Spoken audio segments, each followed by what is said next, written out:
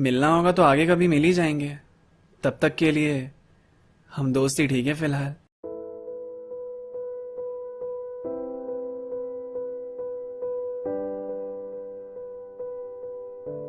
तो हाफ ईयरलीज वगैरह अब खत्म हुए। सच बताऊं तो एग्जाम्स मेरे बिल्कुल अच्छे नहीं गए, इसलिए भी क्योंकि श्वेता का ख्याल मेरे जहन से हट ही नहीं रहा था। वो मेरी वजह से ही मेरी नहीं हो सकी, ये बात मैं दिमाग से निकाल ही नहीं पा रहा था। घर पे भी डांट पड़ी मुझे, क्योंकि इस बार नंबर सच में ही बहुत कम आए थे। उस वजह से भी चुप चुप रहने लगा था। रात को भी खाली बुरे ही सपने आते थे। तो मैंने भी अब सोच लिया था कि पढ़ाई पे अब ज्यादा ध्यान दूंगा। श्वेता तो मेरी होने से रही, तो उसके बारे में सोचकर भी क्या ही करूंगा।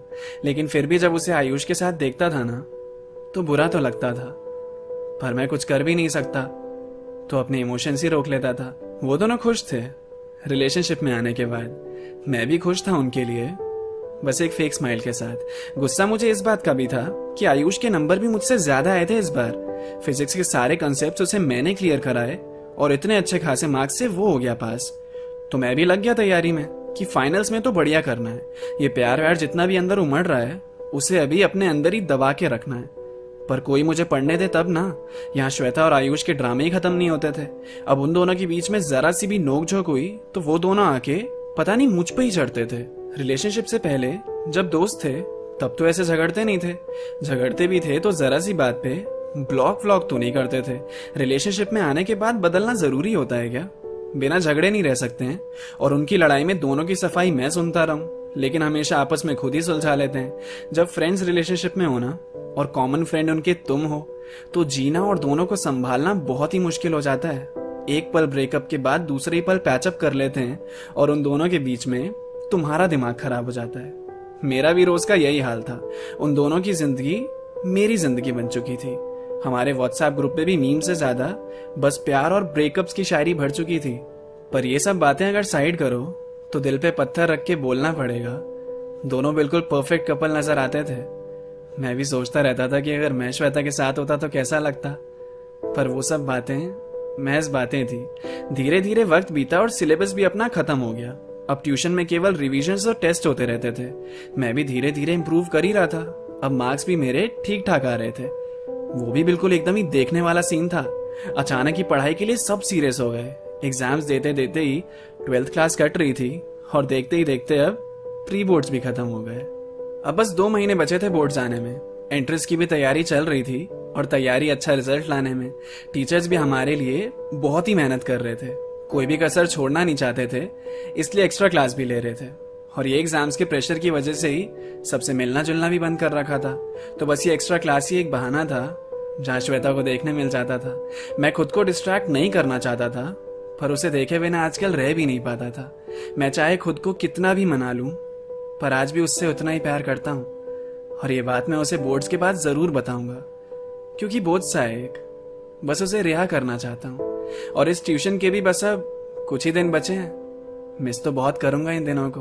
पहले तो मन ही नहीं कर रहा था यहाँ आने का, और अब दिल नहीं कर रहा यहाँ से जाने को। श्वेता को भी मैं सब सच सच बताना चाहता हूँ। शुरुआत से एक एक चीज बताऊंगा उसे, क्योंकि भरा भरा सा लगता है बिन जज्बात से। पर उसमें अभी वक्त है। प्रायोरिटी अभी है कि पढ़ लेते हैं।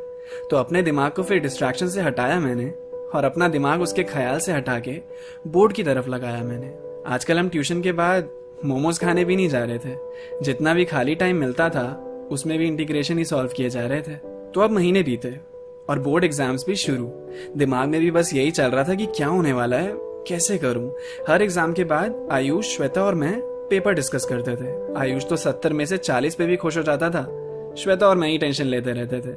मैथ्स का पेपर मेरा उतना खास नहीं हुआ, क्योंकि काफी टफ आया था। कुछ बोल रहे थे कि ग्रेस मार्क्स मिलेंगे, तो बस उसी का आखिरी सहारा था। और पढ़ते पढ़ते टेंशन का महीना मार्च भी बीत गया। लेकिन बोर्ड्स खत्म हुए तो अब एंट्रेंस का डर चालू हो गया। मैंने सोचा था कि बोर्ड्स के बाद श्वेता से मिलूंगा, पर कभी मेरे पास टाइम नहीं रहता था, कभी उसका मुश्किल था निकलना। लेकिन मुझे उससे मिलकर उसे बताना भी तो है। अपने अंदर का ये बोझ अभी हटाना भी तो है। रोज सोच सोच के टाल टाल के दिन बीत रहे थे। कल बोल दूंगा करके महीने भी बीत गए थे। वो भी इतनी मशगूल थी पढ़ाई में कि आयुष से भी मिल नहीं रही थी। एंट्रेंस एग्जाम्स भी दे दिए थे, अब बस सारे रिजल्ट्स आने की घड़ी थी। और बोर्ड का रिजल्ट जब आया तो श्वेता के 94%, मेरे 88.4 और आयुष के 73% थे। अपने अपने रिजल्ट से कोई भी उदास नहीं हुआ, सब बहुत ही ज्यादा खुश थे। तो अब तो श्वेता से मिलना ही चाहिए। मिलता था पर अकेले नहीं मिल पाता था। रोज प्रैक्टिस करके जाता था कि कैसे बोलना है, पर कभी कह ही नहीं पाता था। तो बस पहले की तरह कल कल करके मैं टाले जा रहा था, क्योंकि जब उससे बोलने की कोशिश करता था आयुष सामने आ जाता था। अब तो जून भी खत्म होने को आ रहा था और खबर मिली कि श्वेता का एडमिशन जयपुर में होने वाला था और अगले ही हफ्ते वो निकल भी रही थी नोएडा से जयपुर के लिए। मेरे पास भी बचा ही नहीं अलविदा से ज्यादा कुछ कहने के लिए। ये प्रोसेस करने में ही टाइम लग रहा था। उसे मेरी बात पता तो होनी चाहिए ना, जाने से पहले उसे बताना तो पड़ेगा, नहीं तो ये बोझ मेरे अंदर ऐसे ही पलता रहेगा। और उसी में सोचते सोचते वो दिन भी मैंने निकाल दिए। अब वो दिन आया जब वो जाने वाली थी, तो उसके घर की तरफ मैंने अपने कदम बढ़ा लिए। Ayush out of station family के साथ छुट्टियां मनाने गया हुआ था। वो श्वेता को अलविदा नहीं कर पा रहा था, उसे इस बात का बुरा भी लग रहा था। तो मैं अकेला ही उसके घर गया। हाँ, थोड़ा सा लेट भी हो गया। वो अपना सामान लेके बाहर खड़ी थी, बस थोड़ी देर में निकल ही रही थी। उसके पापा उसका कार में वेट कर रहे थे। वो बस मुझसे मिलने के लिए रुक गई। उसे देखकर मुस्कुराया मैं और तोहफे के तौर पे उसके हाथ में फोटो फ्रेम थमा दिया। वो हम तीनों की फोटो, जिसमें वो, आयुष और मैं खुल के हंस रहे थे। वो भूले नहीं हमें, इसलिए ये तोहफा दिया। मैं एक लेटर लिख के भी लाया था। लेटर कह लो या एक कविता लिखी थी उसके लिए, जिसमें डायरेक्टली तो नहीं, लेकिन अपने दिल की बात और एक इजहार किया था उसके जरिए। सोचा मैंने ये पढ़ के उसे अंदाजा लग जाएगा और ये जज्बातों का वजन जो लेके घूम रहा हूँ ये भी उतर जाएगा। वो फ्रेम देख के बहुत ही खुश हुई। आंखों में आंसू भी देखे मैंने उसके।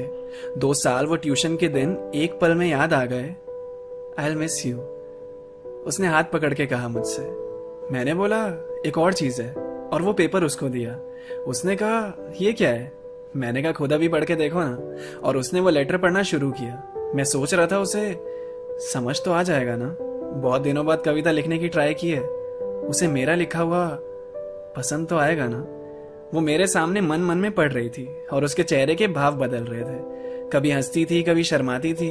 मुझे पता ही नहीं चल रहा था ये इशारे कहाँ इशारा कर रहे थे। मैं भी मुस्कुरा रहा था, घबराहट में। परेशानी नजर आ रही थी मेरी मुस्कुराहट में। डायरेक्टली बोलने की हिम्मत नहीं थी मुझ में, तो इनडायरेक्टली मेटाफर्स यूज करके लिखा था। थोड़ा ध्यान से और प्यार से अगर पढ़ेगी जरा तो मेरे दिल की बात समझना बेहद आसान था। और इसी के साथ उसने वो पढ़ के खत्म किया। हंस भी रही थी वो, और साथ ही साथ में उसने ब्लश भी किया। मैं खुश था उसका ये एक्सप्रेशन देख के। इंतजार कर रहा था कि अब वो कुछ बोले। उसने बोला दिस इज सो स्वीट, कितना प्यारा है ये, बहुत प्यारा लिखा है, अच्छा लगा पढ़ के। मैं आगे कुछ पूछना चाह रहा था उससे, लेकिन वो तारीफ कर रही थी तो रोकता कैसे। उसने कहा मुझे पता नहीं था कि वो लिखता भी है, तूने ये लेटर पढ़ा? मैंने सोचा मैंने पढ़ा, मैंने ही तो लिखा है, तो फिर इसने क्या समझा? उसने आगे बोला कि मैं पहली लाइन पढ़कर ही समझ गई थी कि आयुष ने ही लिखा होगा। बड़ा प्यारा है यार वो, इतना डीप उसे लिखने में काफी टाइम लगा होगा। तुम दोनों के गिफ्ट्स मुझे बहुत अच्छे लगे। आयुष को बोल दियो, मिस कर रही थी उसे। चल बाय, फिर लेट हो रहा है। एक्टिव रहेंगे अपने व्हाट्सएप ग्रुप पे। मुझे समझ ही नहीं आया क्या हो गया। थोड़ा ध्यान दिया तो याद आया लेटर पे तो मेरा नाम ही नहीं था। हाँ, भूल गया था लेटर पे नाम लिखना, या लिखना जरूरी ही नहीं समझा।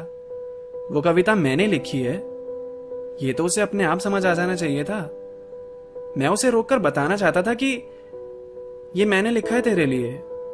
मन मन में रोक भी रहा था, पर जुबान से एक शब्द ही नहीं निकला उसे रोकने के लिए। मैं उस बोझ से रिहाई पाने आया था। इस आखिरी मौके पे दिल का हाल सुनाने आया था। वो बैठ गई कार में। मैंने हिम्मत करके उसे रोकने के लिए हाथ दिखाया। उसने वो शायद गुड बाय का इशारा समझा और दूर से ही उसने भी अपना हाथ हिलाया। मैं अभी भी बता सकता हूं उसे कि वो लेटर मैंने लिखा है, पर अब रहने दो। उसने जो समझा उसके लिए वही अच्छा है। शायद यही होना था। खुशी खुशी अलविदा कर दिया। वैसे भी आखिरी मोमेंट पे उसे शौक देने का कोई फायदा नहीं था, तो उसको इसी भ्रम में रहने दो। वो खुश है तो वही सही। आखिरकार उसको कहकर भी कह नहीं पाया। ऐसी किस्मत देखी होगी कहीं हम दोस्ती ठीक है फिलहाल, लेकिन आगे पता नहीं अब कब मिल पाएगी।